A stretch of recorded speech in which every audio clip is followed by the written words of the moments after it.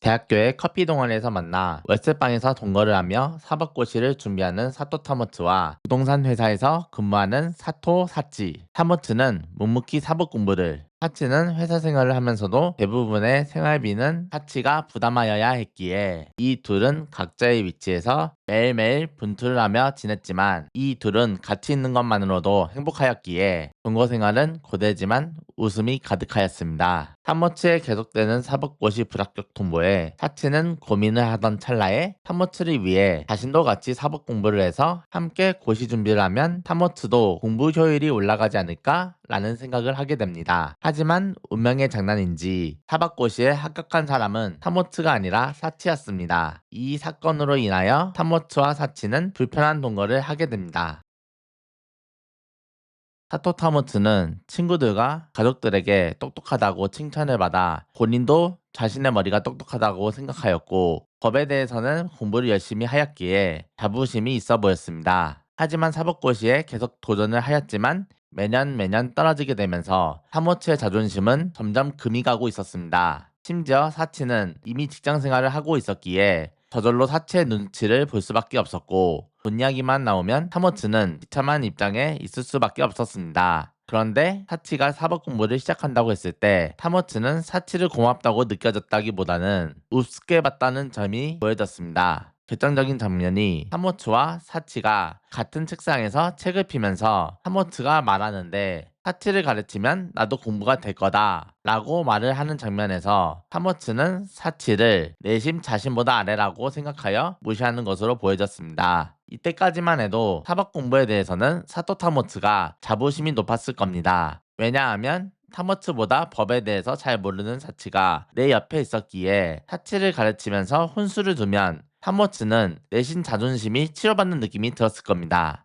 그리고 사법고시가 끝나고 합격자 발표 명단이 공개되는 날에 사법고시에 합격한 사람은 타모츠가 아니라 사치라고 밝혀졌을 때 타모츠는 생각했습니다. 뒤늦게 사법 공부를 시작한 사치는 붙고 왜 나는 안 되는 거지? 라고 생각했을 겁니다. 심지어 타모츠는 자기보다 머리가 나쁘다고 생각했던 사치가 합격한 것에 대해 부정하고 싶었을 테고 사치가 합격했다는 현실을 떠올릴 때마다 타모츠는 마음이 찢어지는 기분을 느꼈을 겁니다. 시간이 흘러 사치가 정장을 입고 법률사무소에 출근하는 모습을 보는 타모츠는 매일매일 지옥이었을 겁니다. 왜냐하면 변호사는 사치가 되었고 막상 본인은 집안에서 공부밖에는 할 수 있는 방법이 없었으니까요. 심지어 이 둘에게는 아기까지 생기게 되니 집안일과 육아를 어쩔 수 없이 책임져야 했던 타모츠는 더욱더 공부할 시간이 사라지니 타모츠는 점점 본인 자신을 잃어가는 기분까지 들었을 겁니다. 이미 자존심이 많이 무너진 타모츠에게 갑자기 찾아온 친구와의 즐거움, 상냥한 이성과의 만남, 새로운 도피처 수단이 왔을 때 현실이 너무 지옥 같았던 타모츠에게는 이 유혹들을 뿌리치는 것은 힘들었을 거라고 봅니다. 그렇기에 사치가 타모츠한테 고향으로 도망치지 말라고 하며 다시 여기로 와서 공부하라고 말했을 때 타모츠한테는 사치의 말이 마치 지옥으로 다시 오라는 소리밖에 안 들렸을 겁니다.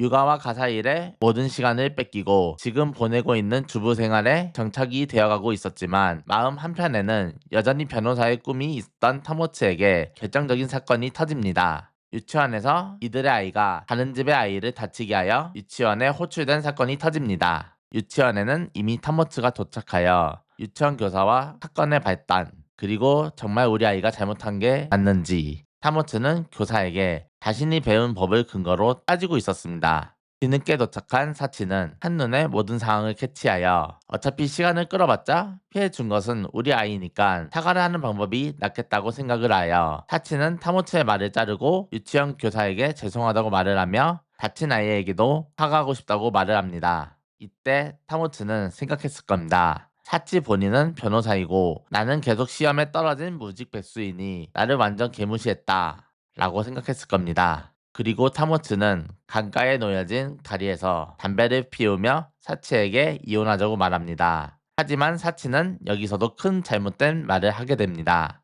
유갑이 감당할 수 있겠어? 이 말은 아무것도 없었던 타모츠를 그나마 남아있던 자존심마저 부셔버리는 한마디였을 겁니다. 그래서 타모츠는 마음을 다짐을 하여 사치에게 사법고시에 합격을 하게 되면 그때 이혼하자고 말을 합니다. 그 이후 시간이 꽤 흘러 사법고시 합격자 발표날에 타모츠는 10년이 넘는 긴 세월을 끝에 합격 통보를 받게 됩니다. 그리고 타모츠와 사치는 서로 끌어안으며 기뻐합니다. 온 가족들이 타모츠를 축하해주는 자리에 모든 사람들이 타모츠에게는 고생 많았다고 축하를 하며 사치에게도 타모츠를 기다려줘서 고맙다고 말을 나누며 하하호호 웃는 자리에서 타모츠는 가족들 앞에서 사치와 이혼을 할 거라는 발표를 하려고 합니다. 이 장면에서 사치가 지를 위해 10년이나 기다려줬는데? 라는 생각을 하게 되었지만 타모츠의 입장을 생각하면 10년 넘게 모든 사람들 그리고 내 옆에 가장 소중한 사람인 사치로부터 정신적인 고통으로 자존심이 한없이 깎아내려졌을 텐데 정신적인 고통을 받고 있던 타모츠에게 있어서 사법고시 합격 통보는 지옥에서 탈출할 수 있는 열쇠로 보여졌을 겁니다. 그렇기에 타모츠는 좋은 분위기에서도 모두가 있는 앞에 서서 사치와 이혼할 거라고 말하려는 게 보여졌습니다. 영화의 마지막 장면은 변호사가 된 타모츠는 이전과 다르게 때깔이 좋아 보였고 사치는 어딘가 우울해 보이고 아이는 부모의 이혼 때문에 쉽지 않은 생활을 보낼 거라고 예상이 됩니다.